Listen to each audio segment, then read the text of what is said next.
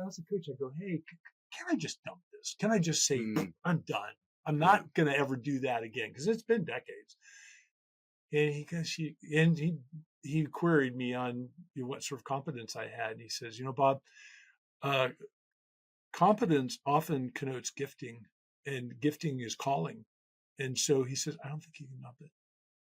Welcome to the Value Factory Podcast, brought to you by OneAccord. We're all about helping businesses thrive and grow through leadership, strategy, and meaningful impact. Now, whether you're a seasoned executive or just starting out, our goal is to provide insights and inspiration to help you navigate your journey. Thanks for tuning in.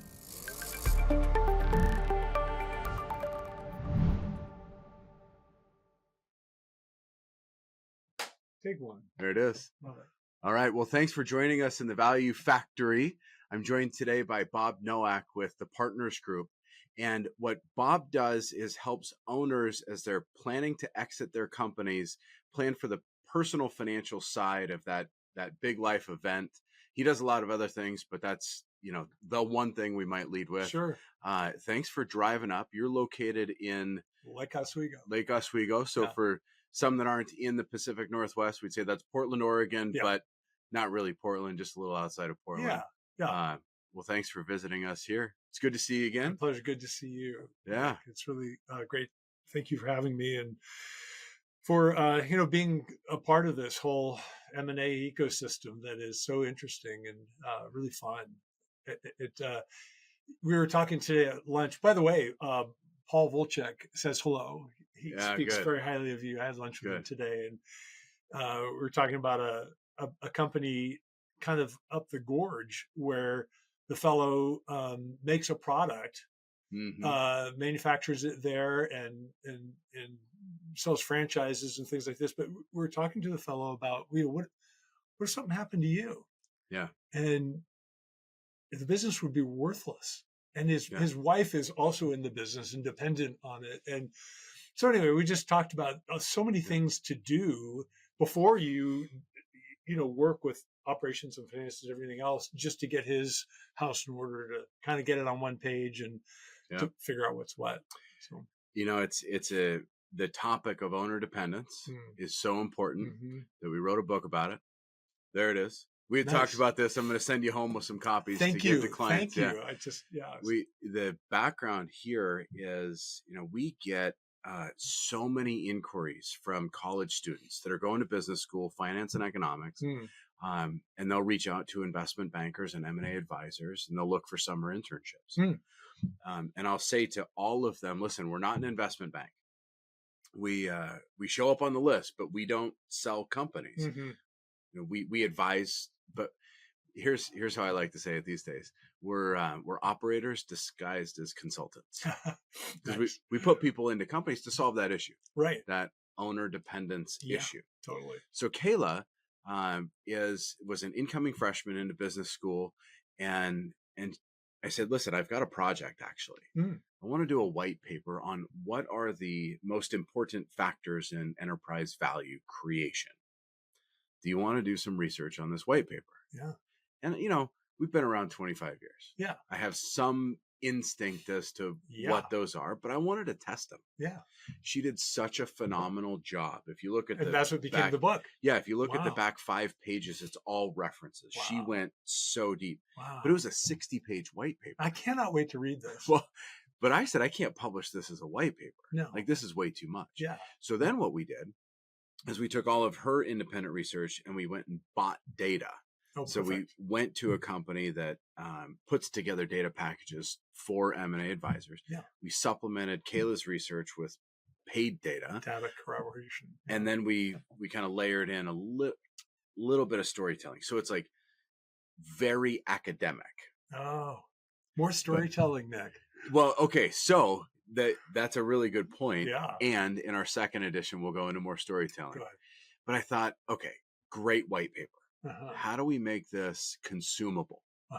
So I said, hey, Kayla, for each of these 8 chapters, come up with 10 questions that a reader could then self-assess their business. Oh, perfect. So at the end of every chapter is this assessment. So now what I say is start with the chapter at the end, answer the 10 questions, If you like all your answers, don't read the chapter because you already got it down. Yeah.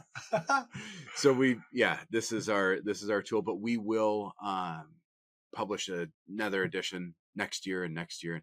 We put them up on Amazon. Somebody could buy it. But I say, don't buy it. Just send me an email and your address, and I'll send you a copy. That's what you said on your deal. Yeah. It was so good. Yeah. Well, I think assessment isn't so important. This is the first thing I'll do with a client is have them go through an assessment, and they'll grade themselves on how they're doing in those 5 segments we talked about. Personal, financial, you have 5 regulatory. It's the EPI stuff. The Exit Planning Institute. Yeah. So there are more, but this is just a back of the napkin kind of assessment. They're completely filling it out, and it's usually a husband and wife that she does hers, he does his. They conflict on certain things. Interesting, and that makes for a great conversation. Well, let's go deeper into that because this is a little inside baseball. You and I know what EPI, the Exit Planning Institute. We know what SEPA, the Certified Exit Planning Advisor, right? But maybe, the guys and gals that own businesses out there, they're not aware of this, that there's actually an institute that certifies people to advise owners on exiting their business. Right. So that's what we're talking about. That's it. And there are 5. So you have an assessment, 5 areas. What are they? Yeah. So the first one, and the one that we predominantly deal with, is personal. And so in your assessment, do you have a trust? How recently did you update it? Have you put your assets in the name of the trust? I mean, very simple questions. Things about taxation, about the liquidity, of how dependent you are on cash flows from personally, from your family, from the business. Because many people run their businesses for cash flow, not for value, right? And so we're going to have to transition from that. But the first one's personal, then it's operational, then it's financial. I think one of them is regulatory. That's 4. And then we get so far down the line. I can't remember. The first 3, and it's way out of my bailiwick. So I'm so interested in personal. Is it true? And I mean this sincerely. Yeah. What I hear is the number one question owners ask is, how do I replace my income? I'm going to sell this company. Like, that's my fear. Yes. Yeah. Yeah, I think that's right. How do I replace my income? And the bigger problem is, it'd be really easy to replace your income if you weren't running the business for income. If you really paid attention to value creation, you would have a large enough nut to pay your income and a lot more. Let's talk about that in real dollars, because I can just imagine somebody listening to this conversation, their ears perk up. And let's say, let's go this way. We'll have a $50 million company that with a single owner. Right. Now you're Bob. I call my prospective clients Bob. So you can call him Bob. It's okay. Bob's the butt of all jokes. Just don't say it backwards because it makes me mad. Then it gets really confusing. It really is. All right. So Bob started a business. He's been running it 40 years. Very successful. He's the only owner. He works in it every day. I mean, he's got a guy that's a GM. He's got somebody that runs, somebody that runs books. He's got a team, but Bob's the decision maker. Yeah. And he has the key relationships. Okay. $50 million company, very profitable, 10% EBITDA, 10% bottom line. Okay. So he's got $5 million coming off this company. Let's not go into the personal expenses that go through the business and other things, right? Let's just say that this business produces $5 million, right? Now, he pays a lot of taxes, right? So let's say he's got $3 million in cash, disposable income that comes out of the business. How much does Bob need to sell the company for to then replace that $3 million a year? And how do you have that conversation? Like, I'm Bob. So Bob, here's my problem. I'm 63. Yeah. Now, I haven't been making $5 million a year for the last 40 years. It's really been about the last 4. But the company grew over the last 4 years from 25 million to 50 million. Maybe we were at 10 million before, but I've been living a good life. But I'm only 63 and I'm in good health. I'm going to live another 20 years. Maybe 30. right? Yeah. So what do I do?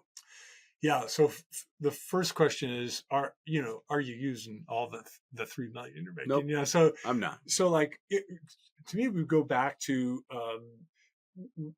what is the likely budget, and guaranteed, if you pull away from the business, you're going to be spending more money traveling. You'll have things to do. And so that may be true in your early years of retirement, but that will change in your later years of retirement. You won't really be as able to travel. And we have to help owners really understand that. Hey, while you're healthy, do the things you really want to do that require your body and your health. But you can take that, so the requisite cash flow, and do a scenario analysis through Monte Carlo. I've heard Monte Carlo. This isn't my sandbox. I don't play in it, but yeah. I'll quickly review. Monte Carlo is basically a simulation software that takes over 1,000 different scenarios and runs them with the data that you give it, and gives you a probability of success. And so you generally want to arrive somewhere at 80% or better probability of success in your plan. If you say, hey, this is the kind of income stream I need over this period of time, how can I do that? Now, what some people won't divest from their company because it's so darn profitable, and they think, I can't invest in stocks with those kind of dividends or bonds with that kind of yield. I need to keep the company. So, but what they're not assessing is the risk involved in having one asset class, one asset. That's right. That they're tilted. I talked to somebody. This happens in the corporate world as well. I talked to somebody the other day that has 62% of his net worth in Nike stock.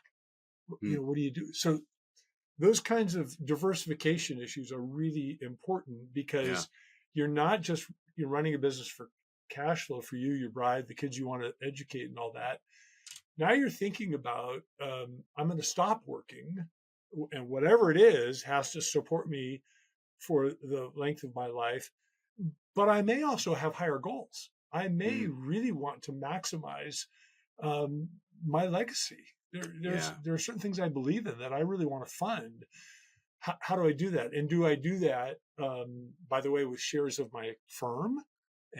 Or am I going to do it with cash flow or all that? So we model all that. And what's eye-opening really is, how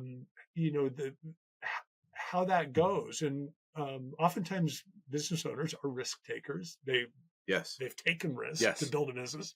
And they're like, and some of them are very philanthropic, and they're like, I want to maximize returns. And so we'll try to help them, like, okay, you don't have to capture the highest return of the market. And in fact, you can't, because you never know where it's going to come from. So you have to be diversified across multiple asset classes to try to capture as much of that return as you can while mitigating as much risk as you can. And generally, we'll say, you don't need to invest in a more aggressive portfolio than your goals would indicate.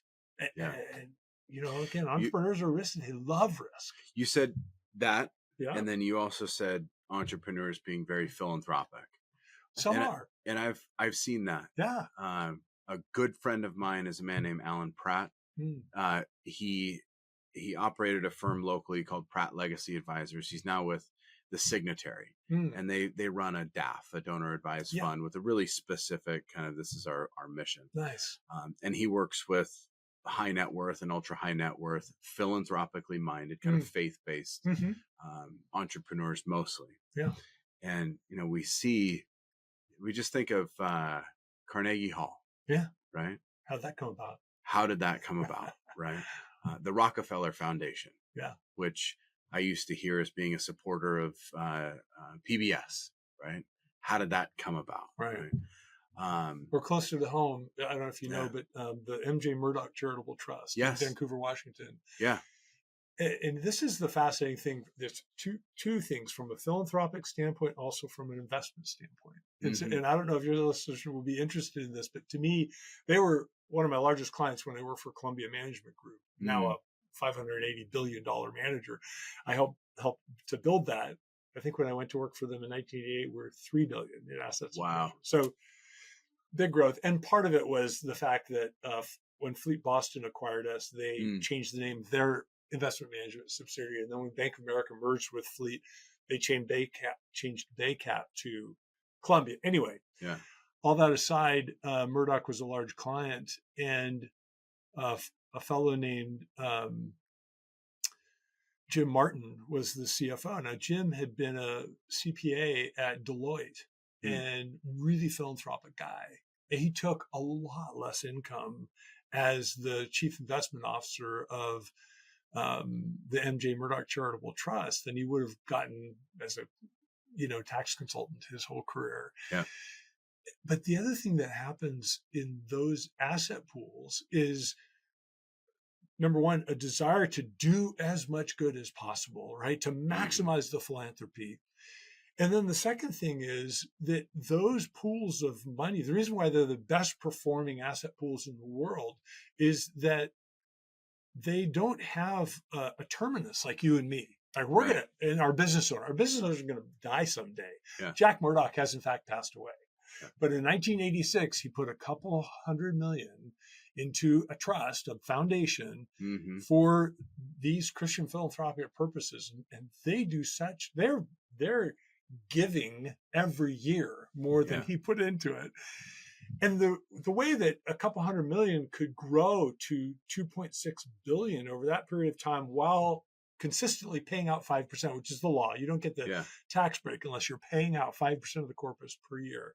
Right. So how do you grow at those kind of rates? Well, the way they do is by having 50, 60, 70% of the assets in alternatives. Oh, and so that's a fascinating, that's why the two reasons, the in perpetuity and time frame, and also the ability to, because of that, to invest in much more. And so going back to the entrepreneur, the Jack Murdoch.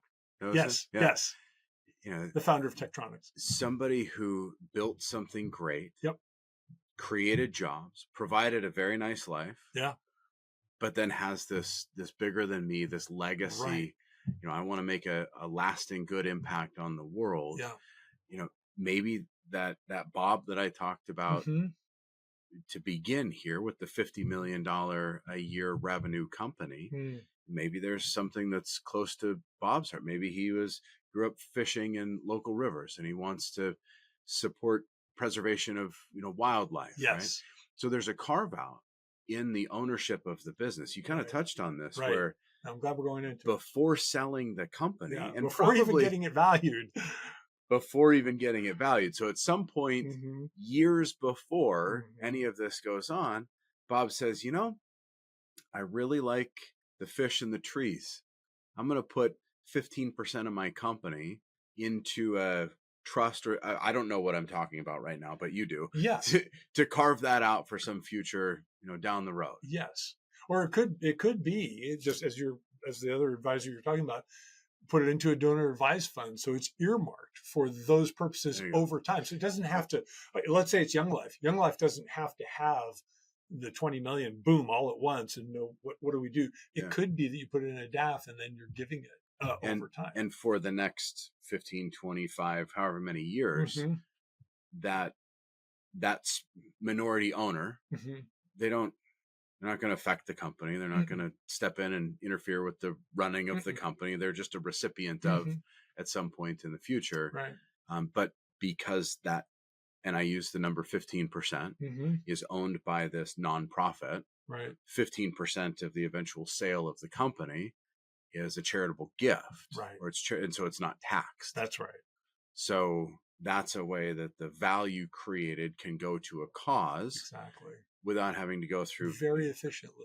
Very efficiently. That's the right way to say it. The National Christian Foundation helps with, I don't know if you knew this, but they've got a whole sort of DAF thing, and you can have a private DAF. There are many, to me, doing a foundation these days, creating your own foundation. It's not, if you really want to have absolute control of the process and you're willing to go through kind of the regulatory hurdles and the cost, fine. But I just think there's so much these days you can do with DAFs that you don't really have to go through. It's less efficient and unnecessary unless unless you're at massive scale.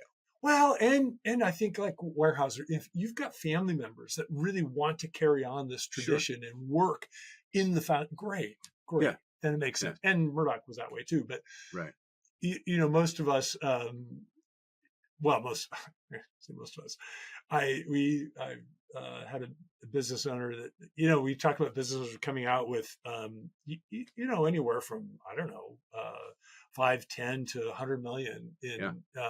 We sold our company for 550 million, and the two founders walked away with about 150 million apiece. Yeah. But it's nothing like some of these, like a fellow that I know sold his business for 2 billion. Wow. Yeah. And so that's serious money. I mean, 150 million is serious money too, but it's a different level of serious. It's a different level of serious. Serious with a maybe capital S all the way through. and somewhere along that line, like they say in our industry, if you're above 250 million, you probably need to form a family office. If you're between 50 million and 250 million, a multifamily office, you be with an organization that can provide for you and your philanthropic interests. If it's below that, you're probably fine with a firm like ours, just a registered investment advisor. And then we'll pull the services around you that you might need as a family office. But the key is, how do you do the philanthropy? And again, the two great robbers of wealth are fees and taxes. And you have to pay a lot of attention. How do I get this done efficiently, the most efficiently? Those are two things that entrepreneurs are just allergic to. I say that being one. Fees and taxes. Exactly. So, paying somebody else's margin, paying overhead, paying unnecessarily. Like, watching expense control is very important. I mean, a person doesn't create a lasting, $50 million, $100 million. We're speaking with the CEO of a nearly $500 million company. Nice. Earlier this week. And, he came up as a CFO and very effective CEO. You just don't get there wasting anything. No. And for so many, it's the culmination of decades of sleepless nights, worry, concern, fear, gut-wrenching loss, heartache, the very literal statement of blood, sweat, and tears that goes into the story of an entrepreneur who's lasted decades. There's none. Euphemistically, we call it, the businesses would say, "This is my baby." Yes, and it really is in so many senses. You're talking about blood, sweat, and tears and the anxiety. I just was with a fellow, he's an executive coach. I spent 5 years in coaching, and he said something that he said was life-changing for his client, and it may be life-changing for me, and I'll just share it just in case your business owners want to hear this. It won't take long. He said, what happens when you're anxious is you're projecting on the future a negative outcome and then worrying about it. And that expresses cortisol in your system, and cortisol resident in your system. If you can't diffuse it, it can cause all kinds of problems. There's been a 300% rise in early onset dementia and other issues related to cortisol. Do you know the main way to flush cortisol? My mind just went to some different places. Exercise is on that list. It's on that list. Yeah, it is. Meditation's on the list. Yeah. The best way is sleep. And so this is what happens with you're building a business, you're thinking about the business, and you can't turn it off and you don't sleep. It's a vicious cycle. And the thing that he said that I thought was so powerful, he said, look, you don't know the future, right? Sam, do you know the future? I don't know the future. Right. So if you don't know the future, you're actually making things up. That's what you're anxious about, are things that you're making up. Why not make up good things? You can make up crap and it'll make you feel terrible. Or you can dream big and make up, a glorious future. And then you present far more positively, So anyway, little coaching moment. I'm into that stuff. Yeah. Okay. It's mindset. It's mindset. All of it. Yeah. Personal reveal. Okay. Last night, I fell asleep at 6:45 p.m. and I woke up at 6:45 a.m. Oh, my brother. I mean, But listen, that doesn't happen. No, because you were exhausted. It was exhausted. Yeah. And I'd been, working, let's say until call it 5. Yeah. And I'm hungry. Yeah. So I'm making some food with my wife, and we're in the kitchen together, and I said, yeah, I'm gonna be working late tonight, honey. Like, I've got so much. The way I communicate with Ariana is to say my inbox is really full, and she understands what that means. Got it. Because I don't sleep well on a full inbox. Mm-hmm. I sleep very well on an empty inbox. And I understand, right? I ate, and it was like the food. It was like Thanksgiving dinner. Sleep coma. And I was almost delirious. Like, oh my gosh, I need to sleep right now. Yes. The tug, the pull to the things that need to get done. Now, maybe my wiser self just said, you know what? Gave myself permission. Yeah. Like, it's okay. That's what you need. This one time, it's okay. You're gonna make up for it on the weekend, but this time it's okay. Yeah.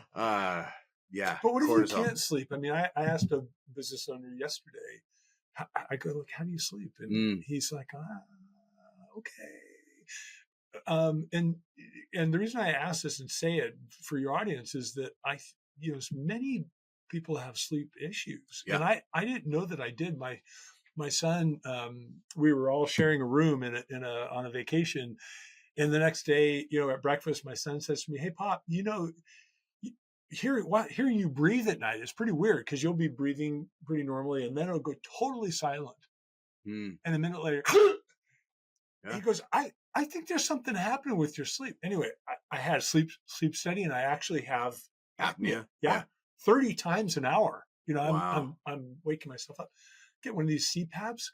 I used to get, if I was lucky, 20 or 30 minutes of deep sleep. And the deep sleep, it's the REM sleep that really regenerates, right? Getting maybe 20 or 30 minutes, not enough. Not enough. And now I'm getting 3.5, 4 hours of deep sleep, and like 4 different sections of REM. It's all on your, if you've got an Apple Watch. Yeah, it's tracking everything. It's tracking. So your question was, what if you can't sleep? Like, that's a problem that needs to be solved. Yes. And that's the answer to that. Yes. And I know a few things that work well for me, and the things that I can't and shouldn't do that I know don't work. If I take my phone into bed, like, that's just, I'm giving up on any hope of a good night's sleep. Yeah. That's for sure. Yeah. If I set the eye mask and the earplugs out before I get into the bed, I'm increasing my odds. Right? That's right. Because I do a lot better in that kind of sensory deprivation. Yeah, I do too. I wake up to slight sounds. Yeah. And then that's an opportunity for your mind to really click in. Yeah. And now, my Ariana, my wife, who's also an entrepreneur, she is affected by the 3 a.m. wake up, which I've heard some people call the God hour. So we kind of were like, okay, well, you're blessed. I'm not, because I just don't go to sleep, right? So I'll stay up until 3 a.m. with the mind going. Yeah. One of the tricks that I've used. Does she hear from the Lord at 3 a.m.? I mean, is that it? Yes. Yeah. That's cool. And, it's inspiration. It's an idea, and she's got to go to work and can't not, but like, wide awake. Boom. And that's a common thing amongst, the entrepreneurial minded, the creators, the creatives. Yeah. Wow. And it's, that's when God's talking to you. Okay. Maybe it's just something that they say to feel good about waking up at 3 a.m., but we'll go with it. The thing that has worked best for me, other than not bringing my phone into bed, is when the idea like circulates, when I see it pass and go for the third time and not collecting $200, I just have to write it down. Whatever it is that I'm thinking about, I just have to write it down. That gives me permission to let it go. Okay. I've got a journal book. Perfect. Just got to let it go because it's there. I'm not going to forget, and I can deal with it tomorrow. And I'm going to say somewhere around 70% of those ideas, I never look at again. Yeah. Can you even read them? Like, I've done that. I think maybe twice in my life, and it's like, what the heck was I thinking? That is true. Yeah. in those nights when I've got the phone next to the bed, sometimes I'll write a message to type a email to myself or send myself a message. That's better, And it's this abbreviated short, but the blood, sweat, and tears. Yeah. Cortisol, for sure, a thing. Well, and I really, one of the things we do on the personal end of planning for an exit is we'll engage a coach. Sometimes they need a family coach, but I think this mindset stuff is real. And it's very real. It can rob you of so much life and literally of your life. How about this question? Okay, so here's a scenario, real world scenario. Okay. So 2 owners, Bob and Joe. Okay. And they are, I'm going to say, 70 and 60 respectively. Okay. Nice business, valued well. They're each, probably, taken out of the company $1.5 million a year. Yeah. So, very, very good life. Yeah. Bob is 70, Joe is 60. And Joe is like, I'm done. I want to sell. Mm-hmm. I've got another 20, 30 years of my life. Yeah. I want to live those years. I want to enjoy the fruits of my labor. Yeah. Bob at 70 didn't say this, but I was projecting into it, reading into it, that he didn't know what he was going to do. Yeah. At 70 years old, if he sold his company, he was letting go of an identity that he had, for 55 years, since he was 15. Who would I be? What would I do? Right. What's my purpose? How do we solve? I mean, having the money in the bank is one thing. Right. But if you got a pile of money, but no identity, no purpose, then I think this is where coaching is really, really helpful, because much of it gets down to who you really are, and that's oftentimes depending on your sort of where you are on the faith spectrum, but it's who has God called you to be, and that's often associated with your competencies or your gifting. Like I was being coached at one time, and I told my coach I was doing a new life plan, and I said, hey, can I just flush the whole idea of ever playing the violin again? I was a concert violinist as a kid. I was concert master of the orchestra, and it was a big part of my life. Yeah. And I was good, and but it kept coming up in my life, and I hadn't played in a couple of decades. But it kept coming up, like, I got to start that up again. And as a coach, I go, hey, can I just dump this? Can I just say, I'm done? I'm not going to ever do that again, because it's been decades. And he queried me on what sort of competence I had. And he says, Bob, competence often connotes gifting, and gifting is calling. And so he says, I don't think you can dump it. Oh, yeah. Yeah. And what's interesting, so for the past, this is a decade ago, for the past decade, I've been playing every day. And I've just, for your listeners, any of you who have played instruments and you want in this environment to sort of pick it up again, get this app. There's an app called Tomplay. Have you ever heard of this? Tomplay has thousands and thousands of sheet music. And it doesn't matter what instrument you play. Like, so I play violin. I tell them my main instrument's violin. And, okay, you want to play Coldplay or Maroon, what is it? Maroon 5? A Girl Like This or whatever. Yeah. There it is. And I'm the melody, and there are drums and a bass and guitar, and there's this whole, or an orchestra. Yeah. If I'm playing Pachelbel's Candid in D, I'm violin 1. I can hear violin 2 and a viola and a cello. It's fabulous. That's awesome. It's like being part of an ensemble, and it's all in my head. It's all right here. So anyway, that's really good advice from the coach. Really discerning, yes, to see into a possible trap of regret. Yes, right. Then later in life, and it's connected to passion too. Yeah. What are you gifted at? What are you passionate about? Rob McKenna, not former attorney general, but Wild Leaders, Rob McKenna. He gave, and I've quoted this now at least a dozen times, probably 100 times. this talk that he gave to a group of men at a breakfast for impact players. And he spoke about purpose and calling. And his framework is how I make sense of it now, is the purpose. My purpose is what and how God created me, what he created me for, how he created me. It's the words of giftings and so forth. But calling, he differentiated and he said, when you know your purpose, you understand who your creator is and why and how you were created, then you are best equipped to respond to the call. And so the call today might be in this direction. Tomorrow might be in this direction, but all with the purpose of, who I and how I was created. Right.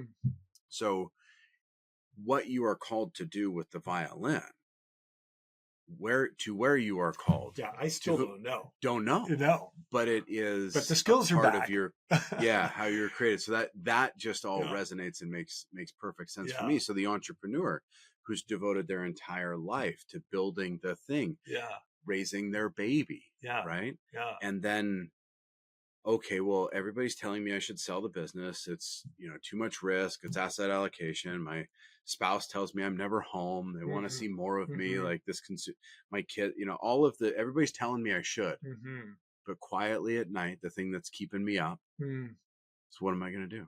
Yeah. What do I have when this is? Yeah. Well, and it's scary to explore it, but it's so life-giving to think, well, the thing I really enjoyed about building this business is, whatever it is, XYZ, I'm really strategic, or I just love the nuts and bolts of the shop room floor. I'm very operational, gifted, whatever. And then to find a calling that taps into that gifting, that passion, and who you really are. It's different from owning the business. We find some of them actually come to work with us. Oh, right. So they've grown the business, they've sold the business, and they don't want to work. They don't want to own another company, but they've got decades and decades of experience, so much knowledge. They've been around the corner, down the dark alley. They've been jumped a couple of times. They've been there, and they want to give that back to the next generation. They want to come in as a part-time, interim, or fractional, either advisor or an operator. They've got 63. Like I got another 7 to 10 years in me. I could. I'm just thinking. David Brooks has a really good book on this called "From Strength to Strength." Have you heard of this? No. I think it's Brooks. It might be Bennett, but I think it's David Brooks. And he talks about really how the brain changes. Strength to strength. Yeah. Oh, so you know that. I got confused by David Brooks. There's another author, but okay. Yeah. Strength to strength. Yeah. What I love about that is that he says, look, you're not the guy you were when you were 30 or 24 or whatever. Your brain has changed. You work differently. And probably the thing that you're going to be called to now, like he's gone from being a French horn player and a competitive musician to being a professor. And he has this great conversation about how that occurred and why it's so much more appropriate for him and why he enjoys this so much more and why he really couldn't succeed at this age as a French hornist. Yeah. And that's liberating to me if I'm a business owner to say, okay, it has to change. It has to give because I do really want to spend time with my bride and I do want to be there for the kids and all that. Yeah. Is there something that would satisfy me, thrill me, that is different from building this business? And there is. Yeah. There is. Finding it. It's encouraging. I almost feel like that's a great place to kind of wrap up this conversation for the purpose of this episode of The Value Factory. And then I think we've got to do this again. Sure. I mean, the flow of the conversation, the subject matter, like this has been fun. Yeah. So whether it's in person or we do it virtually, Zoom, whatever. Yeah. We'll continue the dialogue. Let's do it, Nick. I've so enjoyed this. Thank you so much for having me. Thank you. Yeah. And hope you found value in this. If you have, like it, share it, do all that stuff on the social medias. And until next time, thanks for tuning into The Value Factory.